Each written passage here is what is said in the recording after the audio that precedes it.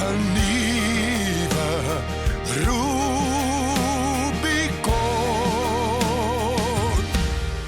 word ontbloot.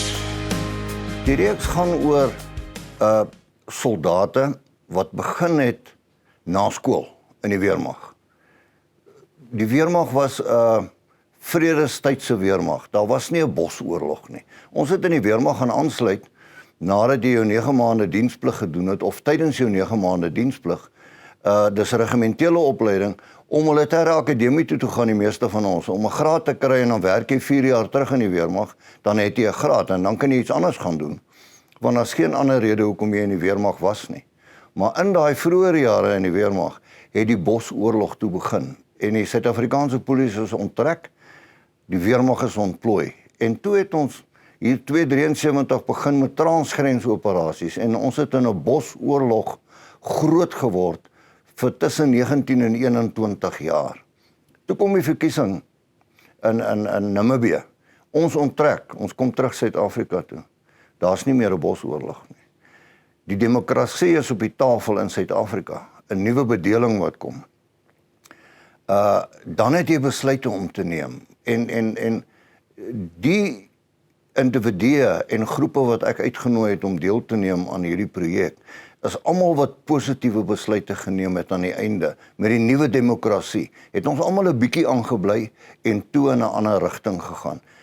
Nie een van die manne is bitter nie. Nie een van die ouens wys vingers nie. Nie een het negatiewe politieke uitsprake nie. Nee, dit gaan oor jou besluit wat jy geneem het en wat jy daaromtrent doen om dit te bereik wat jy besluit het jy wil gaan doen.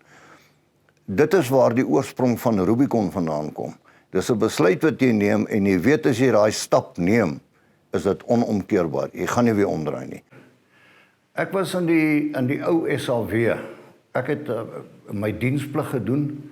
Ek het 3 maande na my diensplig het ek besluit ek gaan staan om my gaan sluit en ek het nou gelukkig die kering geslag en ek het my opleiding begin in Oudtshoorn en toe het ek in die SAW gedien vir 21 jaar. Gevorder tot 'n volkolonel, aan baie operasies deelgeneem, ongelooflike tyd in my lewe. Daar was uit die aard van die saak hoogtepunte, daar was laagtepunte gewees. Ek het die voorreg gehad om 'n bevelvoerder te wees van 2 instansies. Die een was 7 Saai op Palaborwa, 7 Suid-Afrikaanse Infanterie Bataljon, wat 'n opleidingseenheid was. Ons het so 2500 dienspligtiges 'n jaar ingekry wat ons vir 'n jaar opgelei het en dan het hulle vir hulle tweede jaar as hulle operasioneel ontplooi. Dit was 'n besondere aangename tyd in my lewe, maar 'n ou kan jouself indink in die logistiek en die beplanning om daai ouens deur die pipeline te vat. Toe ek leer college toe om my stafkursus te gaan doen. Ek het my stafkursus gelukkig suksesvol voltooi. En toe het hulle my agtergehou by die leerkollege as 'n deel van die kontrolestaf, tipe van as instrukteur of dosent by die senior bevel en stafkursus vir 3 jaar. En toe ek bevorder na 'n volkolonel toe en ek is groep 39. Groep 39, toe ek bevorder is en verplaas is, toe ek ingeroep na hoof van die leer toe. Saam met my bevelvoerder wat ek in die Oos-Kaap sou gehad het, Brigadier Slabbert. En hulle het ons voorgelig dat ek moet my bevelvoerderskap oordra aan my tweede in bevel in Queenstown. Ek moet kyk na die stabiliteit in die Transkei en die Ciskei voor, tydens en na die eerste demokratiese verkiesing. En dis hoekom ek Rubicon wil sien gebeur. Om te begin hierdie eerste 15 se stories te vertel, wat almal mooi stories is. As van die manne wat deur baie dieper waters as ek gegaan het.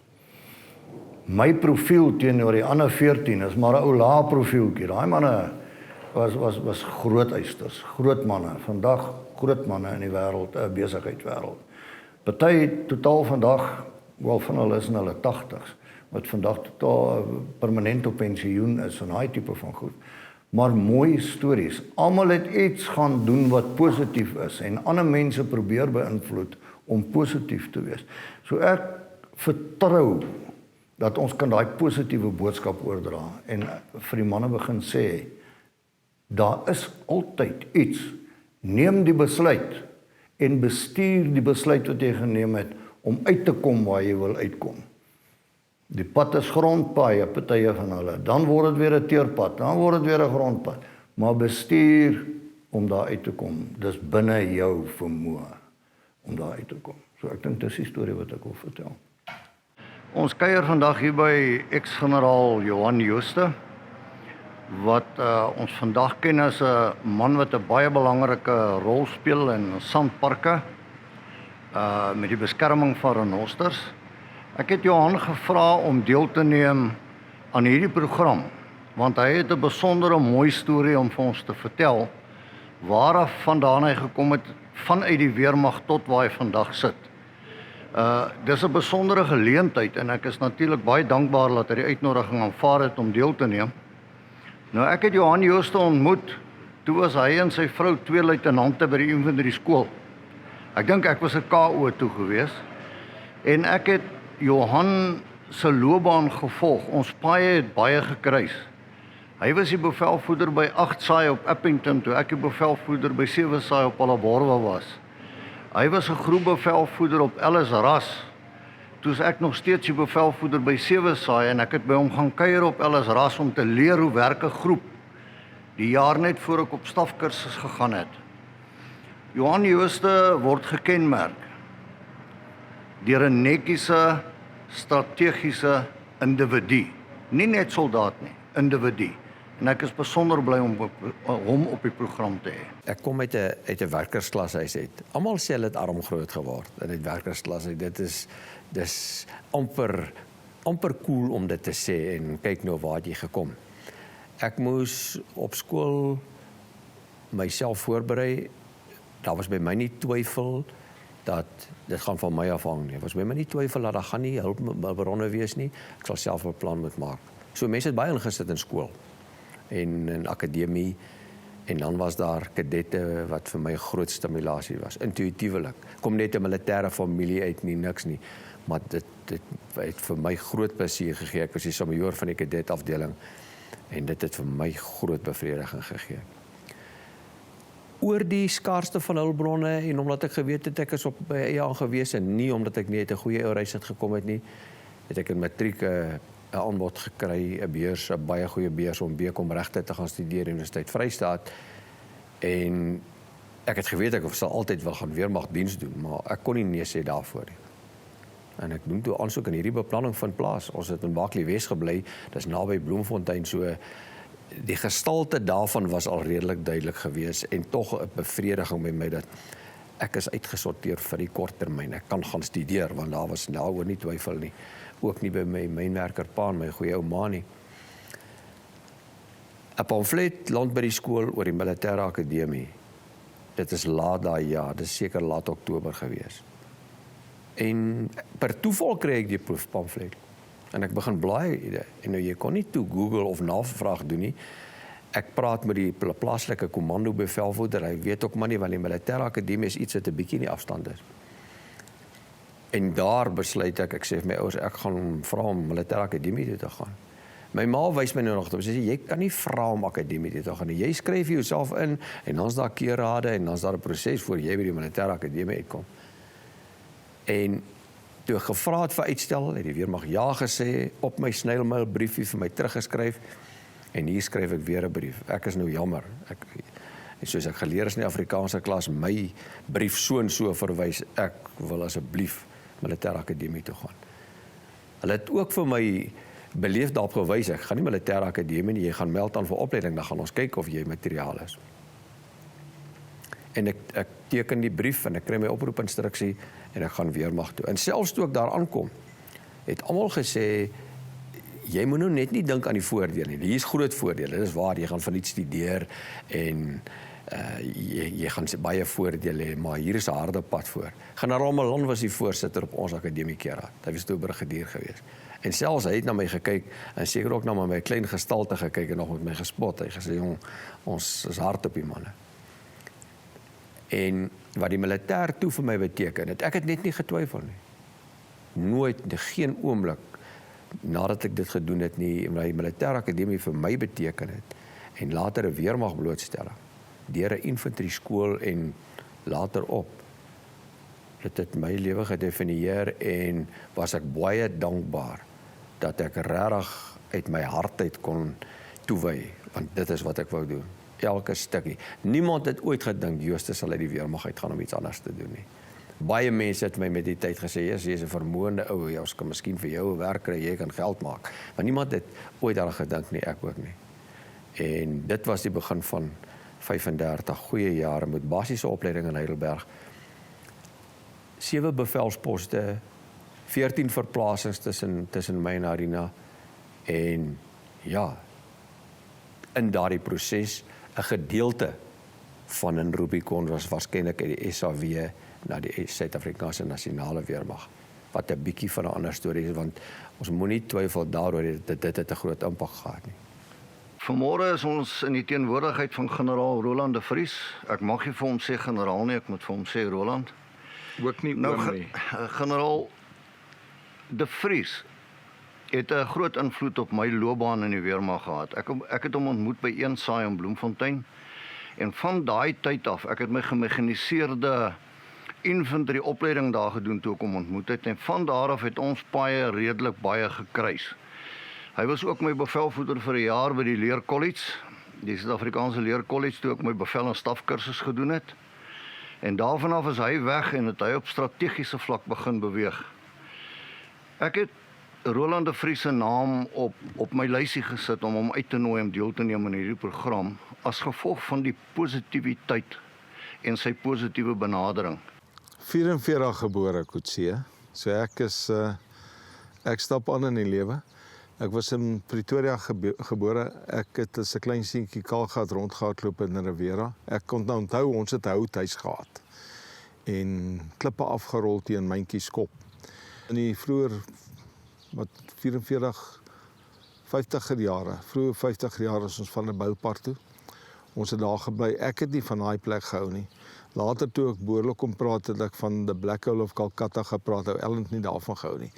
Maar ons het daar groot geword. Ek het daar skool gegaan op 'n stadium by Tosius Laerskool, Frikkie Meyer, toe later Transvalia nog die Asbes gebou.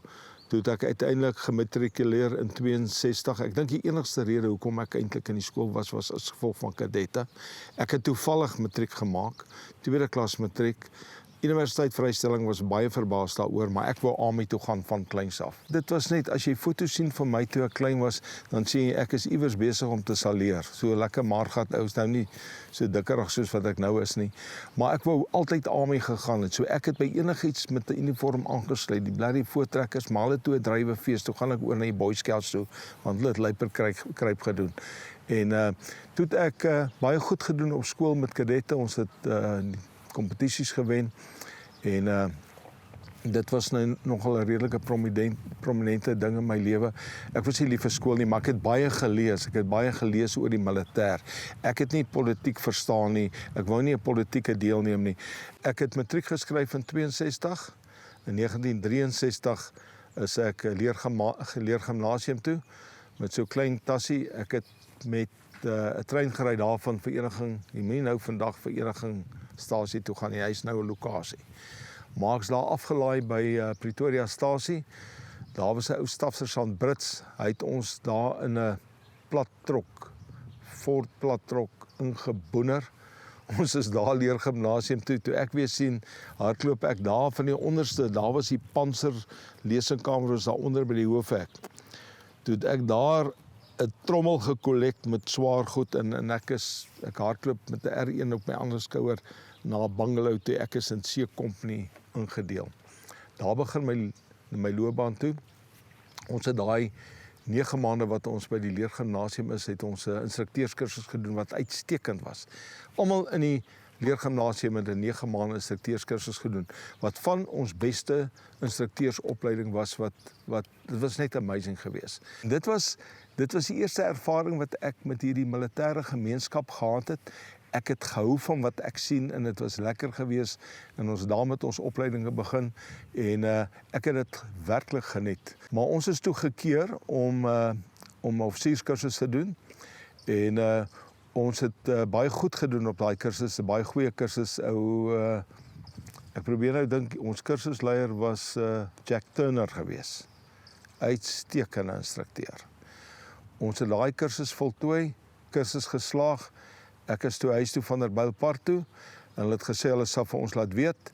Ons offisierstellings het deurgekom, C.R. Swart het nog my akte van dading geteken. So ek was, ek dink ek was so vroeg 20's gewees. Toe doen ek aansoek vir my valskermkursus. Ek het nie 'n moerse groot visie gehad van ek wil 'n generaal word nie. Ek meen dit was nie in my kop nie. Ek het gehou van wat ek doen. Ek het van die militêr gehou. Ek was opgewonde.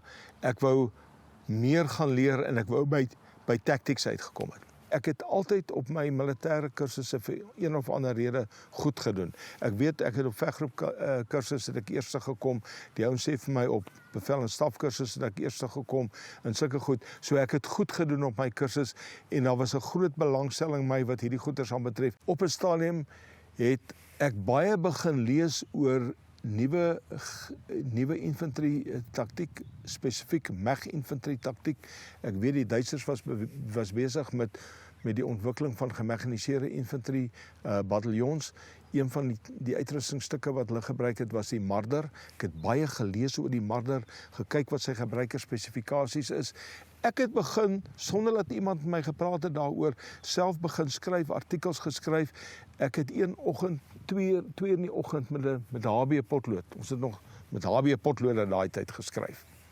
Het ek die gebruikerspesifikasies vir 'n gevegsvoertuig wat ek dink ons kon gebruik het geskryf. Dit het ons het begin TOS te skryf, 'n taktiese opleidingsgrond troepe waar ek gesê het, eendag gaan ons so 'n voertuig hê, hoe beklei ons met hierdie voertuig? Toe op 'n stadium met kolonel R.F. Holtzels my geroep is, luister Roland, dis ek 'n kaptein. Jy is die projekleier van die infantry skool. Weg is jy Pretoria toe. Ek moet direkteur infantry gaan ontmoet. Daar plaas hulle my toe op die projekspan, die begin van die projekspan vir die toets van infantry gevegsvoertuie, wat 4-wiel voertuie, Franse, Duitse voertuie was. Daar was net een 6-wiel voertuig, dit was die Bissing Buffel, wat die Duitsers ontwerp het sommer daar by Isando. Ek sien hierdie voertuig, sê, hey, daar is die tipe van goed wat ek van hou. En ek is toe op daai projekspan as 'n kaptein. Direkteur tegniese dienste, ou brigadier Tom van Dijk was die hoof van hierdie, want toe die tiffies hierdie evaluasies gedoen wat ek dink verkeerd was, hulle moes deel gewees het, maar nie die hoofverbruiker moes dit doen. Kolonel J.T. Nel, hy het 'n belangrike rol gespeel in die ontwikkeling van die ratel. Hy was in die burgermag by WNR, hy was deel van daai projek, en kolonel Jannie Gelnys. Ek sien daar op 'n leer lê daar by direkteur infantry, ek sal nou op sy naam kom. Jy sien ek daar op die leer staan, hierdie is 'n uithaler offisier wat op hierdie projek moet gebruik word. Toe was hy eintlik die hoofinfantry verteenwoordiger terwyl ek van die infantry skool was op die projekspan om te begin met die ontwikkeling. So uiteindelik het die Buffel uitgestaan. Hy was die enigste 6-wiel voertuig wat geskik was vir die toekomstige rol as infantry gevegsvoertuig vir die toekomstige infantry, MEG infantry, maar daar was 'n klein proviso geweest. Daar was geweldig finansiële druk op die stelsel. Toe sê hulle die voertuig wat gekies word mag nie meer as R65.000 kos nie. Ek weet nie hoeveel miljoene rand is daai voertuig. Daai voertuig was amper te duur geweest vir daai proses. Maar in elk geval die harde besluit was geneem, daai voertuig sal die basis raak vir die ontwikkeling van die toekomstige infantry gevegsvoertuig wat die ratel geword het. En daar het ons saam met Krijgskor gewerk. Een van die ingenieurs wat ek onthou is Willie Botha. Ons het intiem saam met hulle begin werk. Ons het hierdie gebruikerspesifikasies verfyn. Ons het daai voertuig ontwikkel. Daar's besluit Sandok Ostrel moet hierdie voertuig bou en so het ons hom ontwikkel as die eerste toetsmodel, die SS die sagte staalvoertuig wat later die Merk 1, Merk 2 geword. Die goeder so aanhou wikkel en verfyn dat dit eintlik ons infantry gevegsvoertuig geword het. Dit is aanvaar dat dit die voertuig sou wees.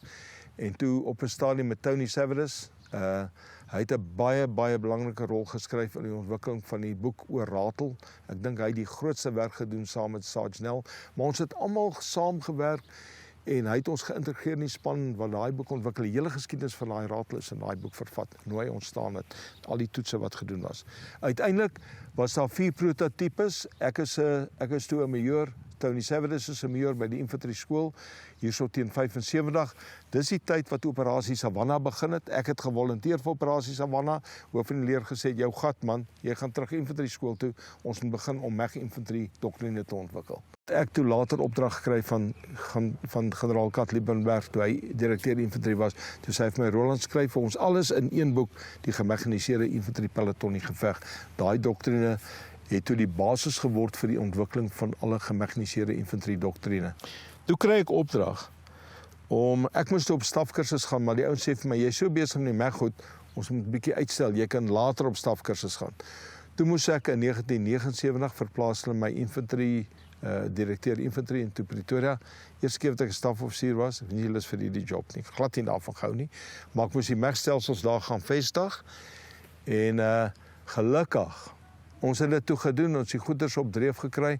Dis die tyd ook wat die eerste oorgrensoperasies begin het, Reindeer en Frank Bespier, hulle, Andrei Kreer, hulle die operasie daar gedoen by Vietnam basis, waar ons die MEG uitrusting begin operasioneel aanwend het. Dit was die voorloper vir die stig van 6-1 gemekaniseerde bataljongroep.